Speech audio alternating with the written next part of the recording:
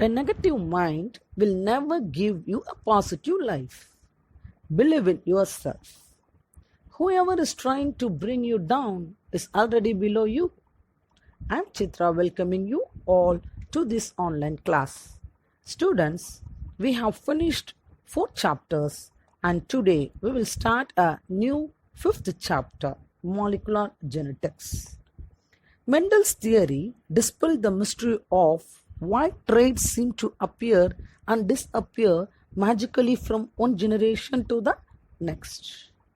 Mendel's works reveals the patterns of heredity and reflect the transmission of evolved information from parents to offsprings. This information is located on the chromosomes. One of the most advanced realization of human knowledge was that our unique characteristics are encoded within a molecule of DNA. The discovery that DNA is the genetic material left several questions unanswered. How is the information in DNA used? Scientists now know that DNA directs the construction of proteins. Proteins determines the shape of the cell and the rate of chemical reactions such as those that occur during metabolism and photosynthesis. The hereditary nature of every living organism is defined by its genome, which consists of a long sequence of nucleic acids that provide the information needed to construct the organism. The genome contains the complete set of hereditary information for any organism. The genome may be divided into a number of different nucleic acid molecules. Each of the nucleic acid molecule may contain large number of genes. Each gene is a sequence within the nucleic acid that represents a single protein. In this chapter, we will discuss about gene as the functional unit of inheritance and which is the genetic material, whether it is a DNA or it is a protein. DNA is the genetic material with several experiments and the chemistry of nucleic acids and RNA world. What is a gene? Gene is a basic physical and functional unit of heredity. Genes as the functional unit of inheritance. First, we see what is genetics. Genetics is the study of transmission of hereditary characters from one generation to the other generation. So, the characters are transmitted from the parent to the offsprings. That transmission is called as genetics. Gregor Johann Mendel, he is called as the father of genetics because he conducted the experiments for this transmission of characters. So with help of the pea plant, he did so many experiments. The concept of gene was first explained by Gregor Mendel in the year 1860. So Gregor Mendel explained what is gene, how it carries the hereditary characters from the parent to the offsprings with help of a pea plant experiment, and how these characters are formed, how these characters are transformed. So he called these characters as factors. He called it as factors. He never used the term gene. Mendel factors are now called as genes. Wilhelm Johansen coined the term gene in the year 1909. He is a Danish biologist. A gene is a physical and functional unit of heredity. Number of genes in an organism is more than the number of chromosomes. Hence, several genes are located on the same chromosome. According to Sutton, in the year 1902, the genes are arranged linearly in a chromosomes. Genes are present in chromosomes. Chromosomes are present in nucleus in the cell. The genes are not scattered in the chromosome, but they are arranged linearly, orderly, or in a straight line in a chromosome. You can see in this picture, the genes are arranged, the red colored part, no? So these genes are arranged in between the non-coding DNA. So the genes are arranged linearly in a chromosomes. It is a main important property of the gene. So it looks like beads on a string, and each gene occupies a specific position on the chromosome. If you see the properties of genes, genes exist in alternative forms called alleles. Alleles is nothing but the alternative form of a gene. You can see the example tall and dwarf. Genes undergo sudden changes, that is called as mutation. Sudden changes takes place in the position and composition of the genes. So these mutant genes will cause several genetic diseases. Genetic and hereditary diseases are caused by sudden changes in the position and composition of a gene. Gene can undergo self-duplication. That means they are capable of producing their own copies of genes. Beadle and Totem in the early 1940s proposed a hypothesis called one gene, one enzyme hypothesis, which states that one gene controls the production of one enzyme. So, this work can be carried out on Neurospora carasa, that is a red bread mold. Mold is nothing but a fungus. So you can able to see fungus in the breads. So green color and red color fungus will form on the bread. So it states one gene controls the production of one enzyme. So it is carried out in red bread mold, that is Neurospora carasa. Hofmeister in 1848 discovered that during mitosis, that is a type of cell division, the nucleus organizes itself into rod-like structures called chromosomes. So before cell division, the chromosomes are thread-like structures inside the nucleus. But at the time of cell division, they organize themselves into a rod-like structures. Miescher in 1869 isolated substance from the nuclei and he called it as a nuclein. So nuclein is a substance isolated from nuclei and it was renamed as nucleic acid by Altman in the year 1889. Nucleic acid are of two types, which is now known as DNA and RNA. Many experiments were conducted out to study the actual carriers of genetic informations. However, chromosomes are eukaryotes containing several proteins along with DNA, that is deoxyribonucleic acid. Scientists could exactly confirm whether genetic material in the chromosome is DNA or proteins or both. By around 1926, research for mechanism of hereditary material had reached the molecular level. Yet, the genetic material had still not been discovered. In 1928, Frederick Griffith, a British scientist, conducted an experiment and accidentally demonstrated the transformation of genetic material in bacteria. In fact, he was in process of developing vaccine against bacteria Streptococcus pneumoniae that causes pneumonia by inoculating the dead microbes along similar lines of Louis Pasteur experiments on vaccination. Frederick Griffith grew bacteria in a cultured plate and found that they would have two forms, the smooth and the rough. This was because the smooth shining colonies on the S strain of bacteria possess the mucus on the polysaccharide coat, while rough colonies of R strain do not possess saccharide coat. Further, when the mice were injected with S strain, they died in pneumonia infection, while those injected with R strain did not develop pneumonia.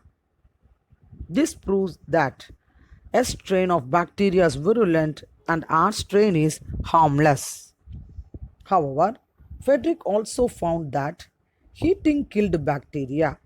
So, when he injected the heat killed S strain bacteria to the mice, they did not die. On the other hand, when he injected the mix of R strain bacteria and heat killed S strain bacteria, the mice died. Surprisingly, he even recovered the living S strain of bacteria from dead mice.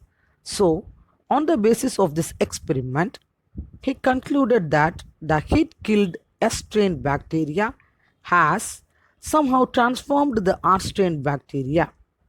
He also concluded the reason why the R strain bacteria produce the smooth saccharide coat and became lethal and virulent because of transfer of some genetic material from the heat killed S strain bacteria.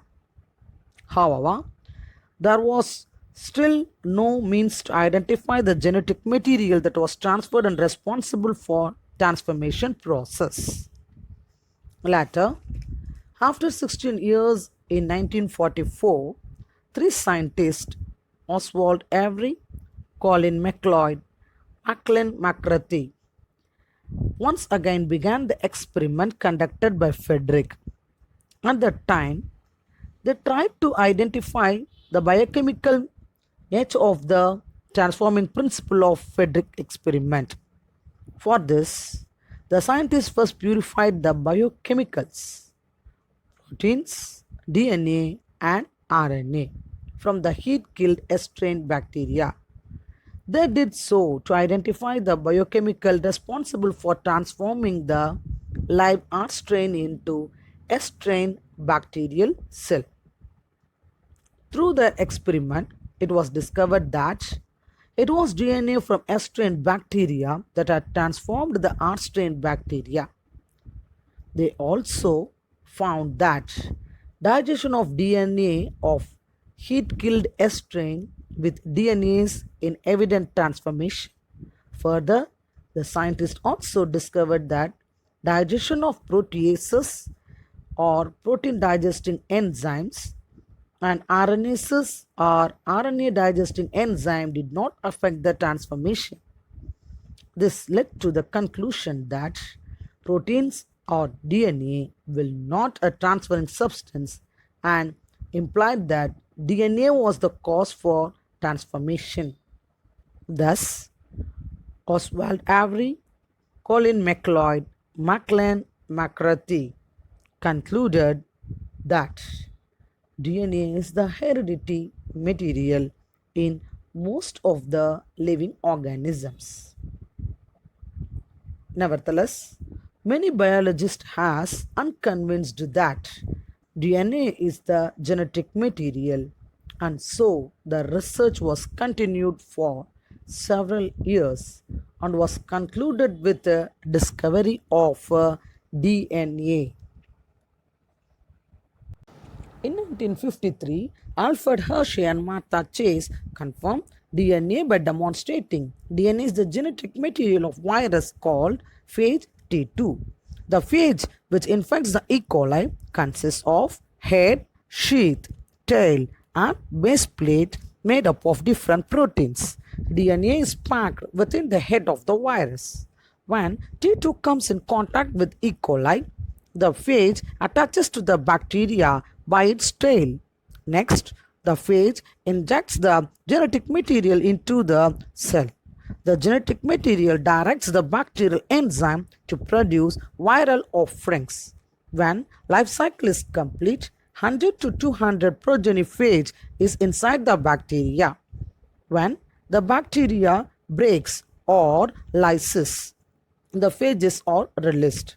Since the T2 consists of only DNA and protein, the Hershey and Chase reasoned that the genetic material must be one of the two components. So, they designed an experiment to find which it is. For this experiment, the scientists prepared T2 phages that either had radioactive DNA or radioactive protein. To make the components radioactive, Hershey and Chase infected the E. coli with T2 and grew the bacterial cells in two different culture media. one containing the radioactive isotope phosphorus 32 and the other containing the radioactive isotope sulfur 35.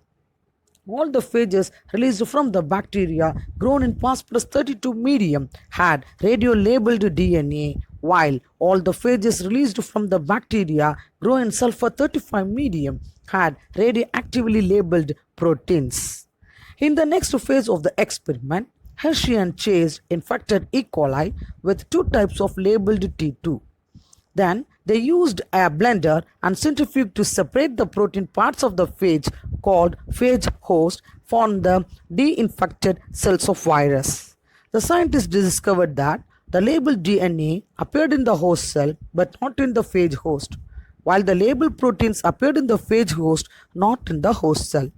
In addition, the progeny of the T2 with the labeled DNA will radioactive, while the progeny of the T2 with labeled protein is not radioactive because genetic material is passed on from parent to offerings.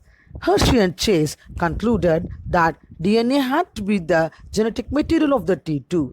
The results has convinced the scientist community that DNA was the genetic material or the heredity material. Next, we move on to the chemistry of nucleic acids. That means already we identified the genetic material is DNA, and we have to find out the chemical structure of these molecules.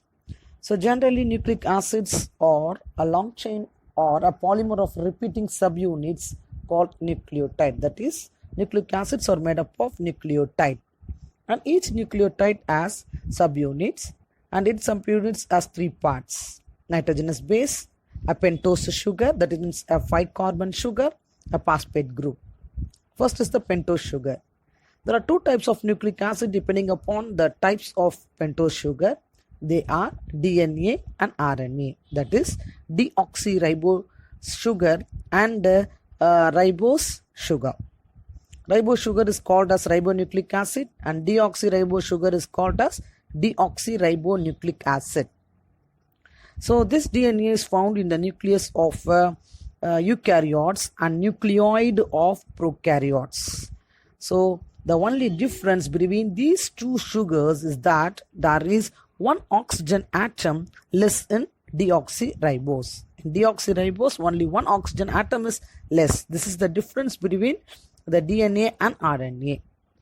Next, we move on to the nitrogenous bases. So what are nitrogenous bases? The bases are nitrogen containing molecules having the chemical properties of a base. What is a base? Base is a substance that accepts the hydrogen ion or a proton in a solution. So this DNA and RNA both have 4 bases, 2 purines and 2 pyrimidines in the nucleotide chain. 2 of the bases, adenine and guanine, have double carbon nitrogen ring structures and are called as purines. The bases thymine and cytosine in DNA have single ring structure and these are called as pyrimidines. But in RNA, thymine is paired with uracil. So cytosine is replaced by uracil in RNA. Thymine is unique for DNA while uracil is unique for RNA. The phosphate functional groups. So this phosphate functional group is derived from phosphoric acid H3PO4. Has 3 active OH groups of which 2 are involved in strand formation. That means DNA formation. The phosphate functional group gives DNA and RNA the property of an acid. So what is an acid? A substance that releases hydrogen ion. Base means a substance that accepts hydrogen ion is a base, and a substance that releases the hydrogen ion is an acid. So at a physiological pH, hence the name nucleic acid. The bonds that are formed from phosphates are esters. So in phosphate, ester bonds are formed. The oxygen atom of the phosphate group is negatively charged after the formation of phosphodiester bond. This negatively charged phosphate ensures the retention of nucleic acid within the cell or nuclear membrane. So these are the 3 subunits of a nucleotide. So what is a nucleotide and nucleoside? The nitrogenous base is a chemically linked to one molecule of sugar, that means at the one carbon of sugar, forming a nucleoside. When a phosphate group is attached to 5 carbons of the same sugar, the nucleoside will become nucleotide. The nucleotides are joined by condensation reaction to form polynucleotide chain. The hydroxyl group on the 3' carbon of a sugar of one nucleotide forms an ester bond with the phosphate of another nucleotide. So the chemical bonds that link the sugar components of adjacent nucleotide are called phosphodiester bond. That means from 5' to 3', indicating the polarity of the strand. The ends of the DNA and RNA are distinct or different. The two ends are designated by the symbols 5' and 3'. The symbol 5' refers to the carbon in the sugar to which the phosphate functional group is attached. The symbol 3' refers to carbon in the sugar to which hydroxyl functional group is attached. So 5' means phosphate group is attached. 3' means hydroxyl group is attached. In RNA, every nucleotide residue has an additional OH group at 2' position at the ribose. Understanding the 5' to 3' direction of a nucleic acid is critical for understanding the aspects of replication and transcription. So based on the X-ray diffraction analysis of Wilkins and Rosalind Franklin, the double helix model of DNA was proposed by James Watson and Francis Crick in the year 1953. The highlight was the base pairing between the two strands of the nucleotide chain. This proposition was based on the observation of Edwin Charles that adenine always pairs with thymine with a double bond with the 2 hydrogen bonds, and guanine pairs with cytosine with 3 hydrogen bonds. The ratio between adenine with thymine and guanine with cytosine are constant and equal. The base pairing confers a unique property to the polynucleotide chain. They are said to be complementary to each other, that is, if the sequence of bases in one strand, that is the template, is known, then the sequence in the other strand can be predicted. For example, in one strand it is adenine, the pairing is thymine. If it has guanine, the pair will be cytosine. So we can easily identify the other sequence. Next, we move on to RNA world. A typical cell contains about 10 times as much RNA as DNA. The high content is mainly due to the variety of roles played by RNA in the cell. 3 molecular biologists in the early 1980s, Leslie Orgel, Francis Crick, and Ozo, these proposed a theory that RNA served as the first stage in the evolution of life on Earth. This hypothesis was called RNA world. Franklin Cornett and Singer in 1957 first demonstrated that RNA is the genetic material in RNA containing virus, that is tobacco mosaic virus. They separated RNA from the protein of RNA viruses. RNA as the genetic material. Now we will see how RNA as a genetic material. The ability of RNA. RNA has the ability to act as both genetic material and catalyst. What is meant by catalyst? Catalyst means an enzyme which helps to speed up the reaction. So catalyst is an enzyme that speeds up the reaction. So in living organisms, several biochemical reactions are catalyzed by RNA. The catalytic RNA is known as ribozyme. Next we see what is ribozyme. Ribozyme means ribonucleic acid enzyme. It is a catalytic RNA. Ribozymes are RNA molecules that have the ability to catalyze specific biochemical reactions. Example, RNA splicing in gene expression. We see what is splicing. Take this picture as an mRNA. This mRNA has two strands. One is the intron, another one is the extron. Introns and extrons are connected or added with help of the ribozyme. This process is called as splicing. Next, the other ability of RNA is some RNA molecules function as gene regulators. They bind to DNA molecules and affect gene expression. So, DNA is a double-stranded molecule having complementary strand, and it is resisted changes by evolving a process of repair. So, this can be cued as by this RNA. RNA is a genetic material in some viruses like tobacco mosaic viruses, bacteriophage, Theta B, and coronaviruses. So, according to Andrew Fire and Craig Mello, the Nobel Prize winners in 2006, RNA is an active ingredient in the chemistry of life. To summarize, RNA is the ability to act as both genetic material and catalyst.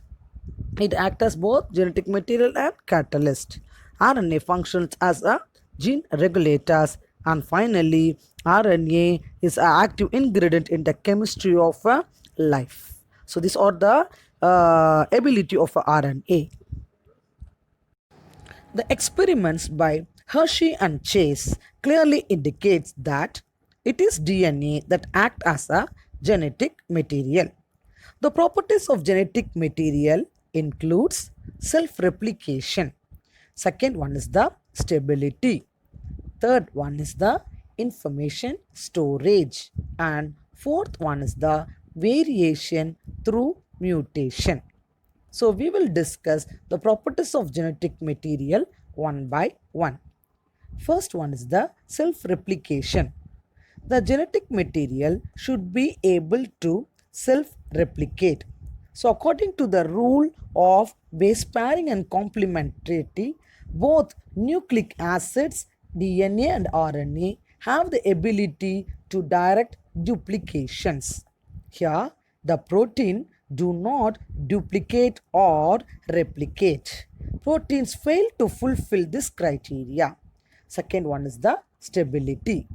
The genetic material should be stable structurally and chemically. The genetic material should be stable enough not to change with the different stages of life cycle, age, or with change in physiology of an organism. Stability is one of the property of genetic material because this genetic material should be stable so that it can able to transfer from one generation to the other generation. So what are the evidences for the stability of DNA as genetic material?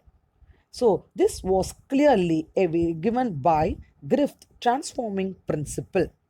Griffith transforming principles gives an evidence for a stability of genetic material. Heat, which killed the bacteria, did not destroy some of the properties of genetic material. Heat can kill bacteria, but it can't able to destroy the properties of the genetic material. So, DNA is a stable genetic material. Next, we will move on to the stability compared to DNA with RNA. Here you can see the DNA is a double-stranded whereas RNA is single-stranded. The two strands of DNA are complementary. Because of that, if the strands are separated by heating, they can come together by renaturation. Second one is the 2' carbon OH group present in each nucleotide of RNA is a reactive group. It makes RNA reactive and easily degradable. So this RNA is reactive and easily degradable, and RNA is catalytic and reactive because of 2' carbon in the OH group of present in each nucleotide. Fourth is, compared to RNA, DNA is more stable and less reactive. And presence of thymine confers additional stability to DNA. But instead of thymine, RNA contains uracil. Next is the information storage. The genetic material should be able to express itself in the form of Mendelian characters. RNA can directly code for protein synthesis and can easily express the characters, whereas DNA depends on RNA for synthesis of protein and can express the character. DNA is more stable and stores the genetic information. RNA is less stable and RNA transfers the genetic information. DNA stores, whereas RNA transfers the genetic information. Next is the variation through mutation. The genetical material should be able to mutate. Both DNA and RNA are able to mutate. RNA being unstable mutates at a faster rate. Viruses having RNA genome with shorter lifespan can mutate and evolve faster.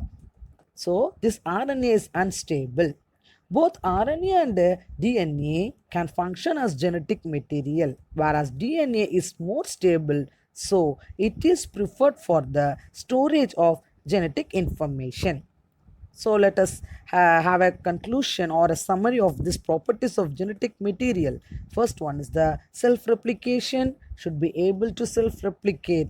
The genetic material should be stable structurally and chemically, should be stable enough not to change with the different stages of life cycle, age or change in the physiology of an organism. Third is the information storage. It should be able to express itself in the form of Mendelian characters. And last one is the variation through mutation. The DNA material should able to mutate. This property is essential for evolution of a life. These are the properties of genetic material. So DNA has all these properties. So it is the genetic material. Next, we move to packaging of DNA helix. The length of the DNA double helix in a typical mammalian cell is 2.2 meters. 2.2 meters. The average diameter of this nucleus is 6 micrometer. That is 6 microneutron. So, the length of the DNA helix in a typical mammalian cell is about 2.2 meters and diameter is very less. How is it possible for such the length is occupied inside the small nucleus? There are about 6.6 into 10 to the power of 9 base pairs in a human cell. The human cell is diploid and it consists of 6.6 base pair, that is 6.6 gigabases or 6.6 billion base pairs. We know that the interbase pair distance is 0.34 nanometer. What is interbase pair? The distance between two consecutive base pairs is called the interbase pairs. So with help of this, we should calculate the total length of the double helical DNA. Double helical DNA is equal to total number of base pair into distance between two consecutive base pairs. That is 6.6 into 10 to the power of 9 into 0.34 into 10 to the power of minus 9, that is equal to 2.24 meter. So the total length of the DNA is 2.24 meter. The length of DNA is 2.24 and the nucleus diameter is only 6 micrometer, that is 0.00006 meter. So, how is it possible to have such a long polymer packed inside the cell? How this package of cell takes place? So, there are many theories of packaging the DNA. The first theory is the Uniny model Duprat in 1965. So, in this Uniny model Duprat, The explains a single-stranded DNA model as a long-coiled molecule which is associated with histone proteins in eukaryotes. This model explains single-stranded DNA model, which is a long-coiled molecule. So, this unit theme theory stated that a chromatid represents a single linear DNA molecule, and this is a absolute now, and this is not used now. So, next is the how do the prokaryote pack inside the DNA? Prokaryotes such as E. coli do not have a well-defined nucleus. So these prokaryotes do not have well-defined nucleus. The DNA of E. coli is held with some proteins in a region called the nucleoid. So this nucleoid, the DNA is organized into large loops held by proteins. So in a nucleoid, the large loops of proteins are held together inside the prokaryotes. So genophore. What is genophore? Genophore is a special term. The DNA of prokaryotes is almost circular and they lacks the chromatic organization. This is called a genopore. Genopore is nothing but the nucleoid contains this genopore. So it lacks chromatin organization. Genopore of prokaryote consists of supercoiled DNA. What is supercoiled? Coiled and coiled. So the coiling is more. Genophore of prokaryotes consists of supercoiled DNA. So genopore is the DNA of prokaryotes. Histones and chromatin are absent in prokaryotes. Histones are absent in prokaryotes and also chromatin is also absent in prokaryotes. We will see histones and chromatin in the next slide. Organization of DNA in eukaryotes. Organization of DNA is much more complex in eukaryotes. Chromatin is formed by a series of repeating units called nucleosomes. There are 5 types of histone proteins. There are 5 types of histone proteins. They hold the DNA in position. How do these proteins hold the DNA? How do this protein hold the DNA? DNA is a negatively charged and proteins are positively charged. So they are held together. What is a chromatin? Chromatin is a complex of DNA and histone protein. Chromatin is a complex of, it's a mixture of DNA and histone proteins. So what are histones? Complex small proteins are called as histones. Complex small proteins are called as histones. So histones and DNA combine together to form chromatin. What is the primary function of chromatin? The primary function of chromatin is packaging the long DNA molecule into more compact, denser structures. So, organization of DNA is much more complex and there are 5 types of histone proteins. How many types of histone proteins? There are 5 types of histone proteins. These 5 types of histone proteins are H1, H2A, H2B, H3 and H4. I repeat, H1, H2A, H2B, H3 and H4. These are the 5 types of histone proteins present in eukaryotes. Let us see the structure of nucleosome. Kornberg model. So this model is actually called as Kornberg-Thomas model. H2A, H2B, H3 and H4, these are the 4 histone molecules organized to form an unit of 8 molecules called histone octamer. So what is histone octamer? These 4 histones H2A, H2B, H3 and H4 organized to form a unit of 8 molecules. Octo is nothing but 8. Mer means fusion. So octamer. 2 histone molecules from each type of 4 histones H2A, H2B, H3 and H4 are organized to form a unit of 8 molecules is called histone octamer. So it is a very important 2-mark question. You have to memorize it. So the histone particles are packed together. So how these histone molecules are packed? 2 molecules each from H2A, H2B, H3 and H4 are organized to form the histone octamer. So in this video you can able to see how it is formed. A negatively charged DNA is wrapped around the histone octamer to form a structure called nucleosome. What is called nucleosome? Negatively charged DNA is wrapped over this. How it is wrapping, you can able to see in this video. So this nucleosome is nothing but a negative charged DNA is wrapped around the histone octamer to form a structure called nucleosome.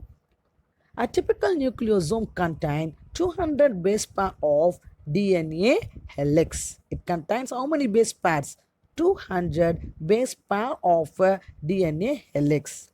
We can able to see the structure of a nucleosome. So let us see the structure in detail. So this we can see histone octamer made up of H2A, H2B, H3 and H4. 4 types of histones are inside the octamer. So you can able to see in this picture. There are 4 types. And the 5th type H1 is outside the octamer. The DNA is wrapped around the octamer. 2 histone molecules, each type of the 4 histones H2A, H2B, H3 and H4 are organized to form an unit of 8 cells that is called histone octamer. The histone octamer are in close contact. The DNA is called coiled on the outside of this nucleosome. The DNA makes 2 complete turns around the histone octamers. It makes 2 complete turns. These 2 turns are sealed off by this H1 molecule. You can see here.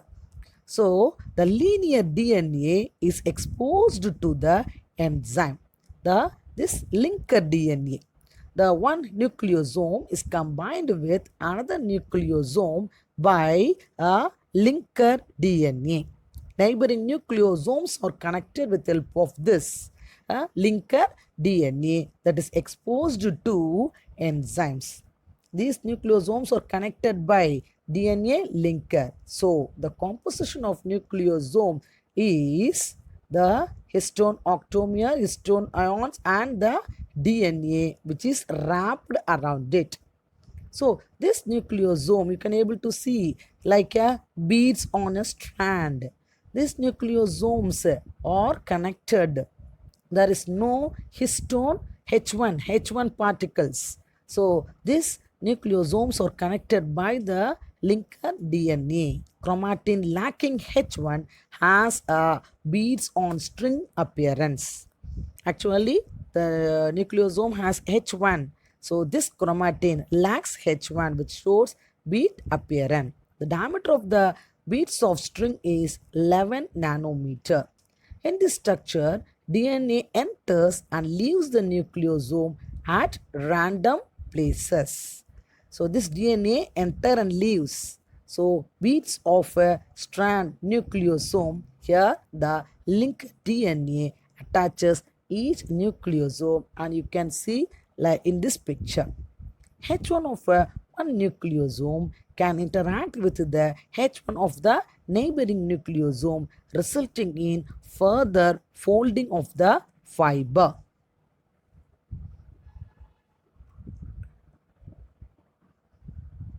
So you can able to see in this picture.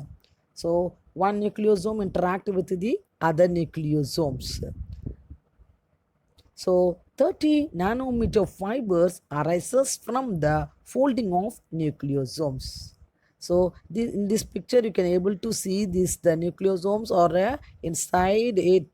The chromatin fiber in interphase nucleus and mitotic chromosomes have a diameter between 200 to 300 nanometer.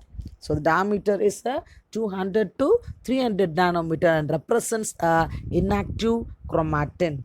This structure is stabilized by interaction between different H1 molecules.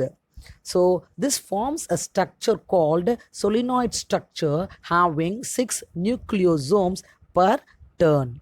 So this H1 of the one nucleosome can interact with the H1 of the neighboring nucleosomes, resulting in further folding of the fibers.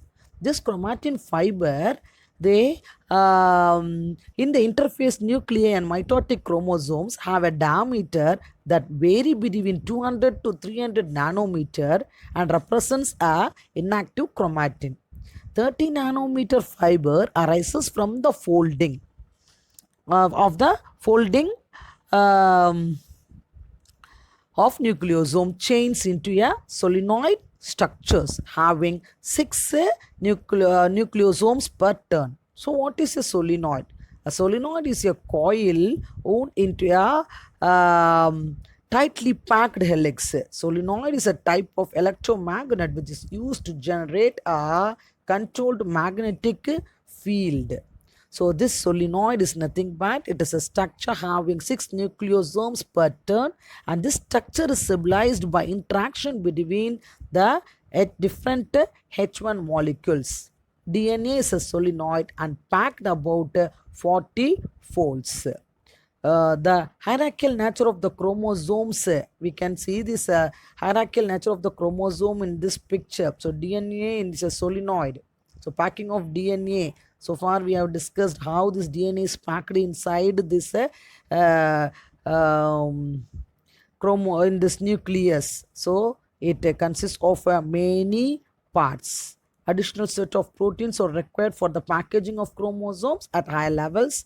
These proteins are called as non-histone chromosomal proteins, NHC. These proteins are called as non-histone chromosomal proteins. So in a typical nucleus, some regions of the chromatin are loosely packed and they are referred to as a euchromatin. The chromatin that is tightly packed is called as a heterochromatin. If you see the hierarchical nature of the chromosomes, this chromosomes leads to DNA which consists of histones, and this histones leads to the nucleosomes. Nucleosomes are connected in the chromatin fibers, and this chromatin fiber forms a coiled chromatin fiber, and this coil forms a chromatin. Next we move on to DNA replication. Replication of DNA takes place during the S phase of cell cycle. During replication, each DNA molecule gives rise to 2 DNA strands, identical to each other as well as to the parent strand. There are 3 hypotheses of DNA replication. They are conservative replication, dispersive replication, and semi-conservative replication. I repeat, conservative, dispersive, and semi-conservative. In conservative replication, the original double helix serves as a template. Template is nothing but the original or the parent. The original molecule is preserved intact and an entirely new double-stranded molecule is synthesized. In conservative, the original is preserved and they synthesize the double-stranded molecule, new standard molecule. Second one, dispersive.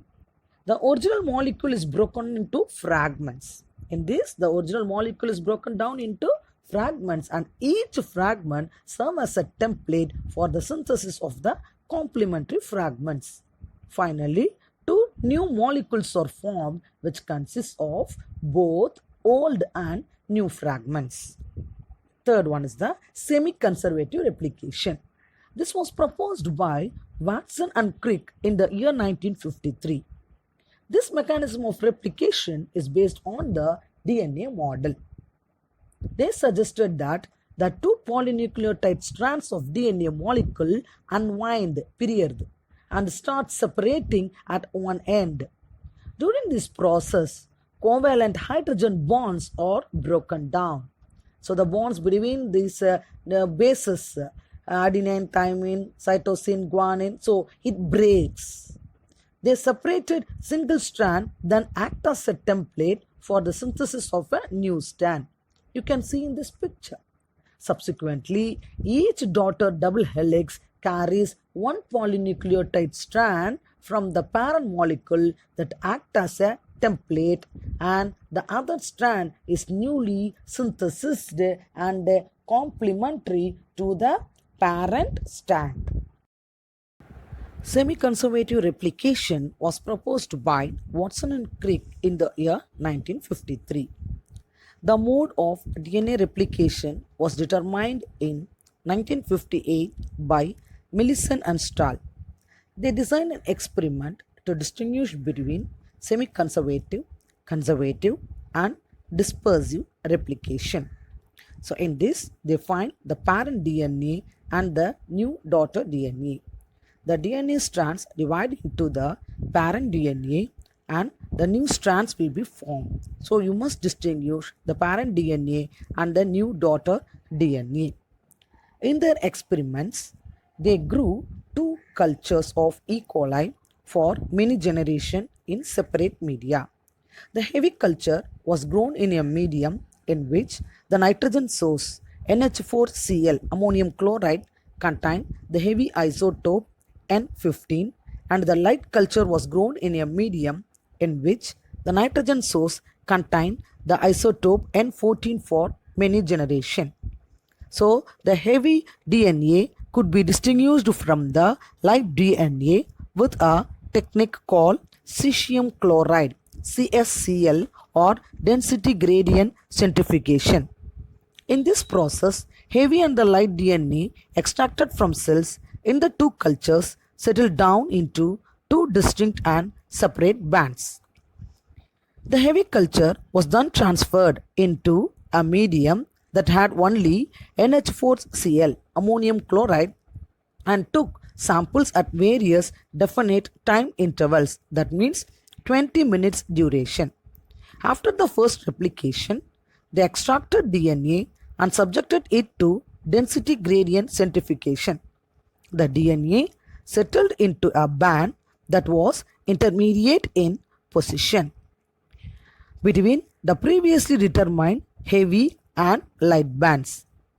After the second replication, that means 40 minutes of duration, they again extracted the DNA samples and this time found the DNA settling into two bands, one at the light band position and other at the intermediate position.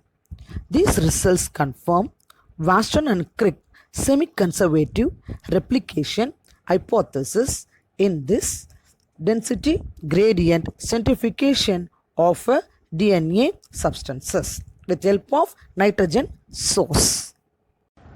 Next we see the enzymes and the mechanism of replication. In prokaryotes, replication process requires three types of DNA polymerases, that is DNA polymerase 1, 2 and 3. DNA polymerase 3 is the main enzyme involved in DNA replication. DNA polymerase 1 is also known as Kornberg enzyme, and DNA polymerase 2 are involved in DNA repair mechanism. So, DNA polymerase 3, it is involved in DNA replication, whereas 1 and 2 are involved in repair mechanism. Eukaryotes have 5 types of DNA polymerases that catalyzes the polymerization of nucleotide at 3-OH of the new strand within a short period of time. E. coli that has 4.6 into 10 to the power of 6 base pair completes its replication process within 38 minutes. So the base pair in E. coli is 4.6 into 10 to the power of 6 base pair. So it completes its replication within how many minutes? 38 minutes. Replication takes place faster at the same time accurately. Any error will lead to mutation. However, replication errors can be corrected by repair enzymes such as nucleases. Nucleases is a repair enzyme. Deoxynucleotide triphosphate act as a substrate and also provides energy for polymerization reaction. So for polymerization reaction, one enzyme called deoxynucleotide triphosphate, it provides energy. Replication begins at the initiation site called the site of origin of replication. In prokaryotes, there is only one origin of replication, whereas in eukaryotes with large DNA molecules, there can be several origins of replication that is called as replicons. Since the two strands of DNA cannot be separated throughout the time, that means due to large requirement of energy, the replication occurs within a small opening of the DNA helix called replication fork. What is called replication fork? Replication fork is nothing but a small opening that find at the at the time of replication in a DNA helix. Unwinding of DNA strand is carried out by DNA helicase. Unwinding DNA பிரிச்சு விடுறது. Unwinding of the DNA strand is carried out by DNA helicase. Thus, in one strand, that means the template strand with polarity 3' to 5', the replication is continuous and is known as leading strand. This template strand is called as a leading strand, while in the other hand, the coding with the polarity 5' to 3', replication is discontinuous, known as the lagging strand. So what is leading strand and what is lagging strand? Leading strand is continuous with 3' to 5' end, and lagging strand is discontinuous with 5' to 3' end. The discontinuously synthesized fragments of the lagging strand are called Okazaki fragments. So what is meant by Okazaki fragment? It will be asked in 2 mark. The discontinuously synthesized fragment of the lagging strand is called as Okazaki fragments, which are joined by the enzyme called DNA ligases. DNA can be joined by an enzyme called DNA ligases. As they move away in both directions, newly synthesized complementary nucleotides are paired with the existing nucleotide on the parent strand and covalently bonded together by DNA polymerase. So, this template strand it pairs with the complementary strand by DNA polymerase. Formation of new strand requires a primer. Such the primer, we can use RNA as a primer for the initiation. The primer produces a 3' OH end on the sequence of ribonucleotides to which deoxyribonucleotides are added. So, one primer is needed to join two DNA strands. That primer will be the RNA. The RNA primer is ultimately removed, leaving a gap in the newly synthesized DNA strand. It is removed from the 5' end one by one by the exonuclease activity of the DNA polymerase. After forming a double-stranded structure, this 5' end RNA will be removed. Finally, when all the nucleotides are in position, the gaps are sealed by the enzymes called DNA ligases. Here, DNA polymerase and DNA ligase plays a very important role in the replication process. So, at the point of origin of replication, the helicases and topoisomerases, that means it is also called DNA gyrase, unwind and pull apart the strands, forming the Y-shaped structure called the replication fork. You can see in this picture the replication fork clearly. There are 2 replication forks at each origin. The 2 strands of DNA helix have an antiparallel orientation. they run anti-parallelly. The enzyme DNA polymerase can only catalyze the addition of a nucleotide to the new strands in the 5' to the 3' direction, as it can only add nucleotide to the 3' carbon position.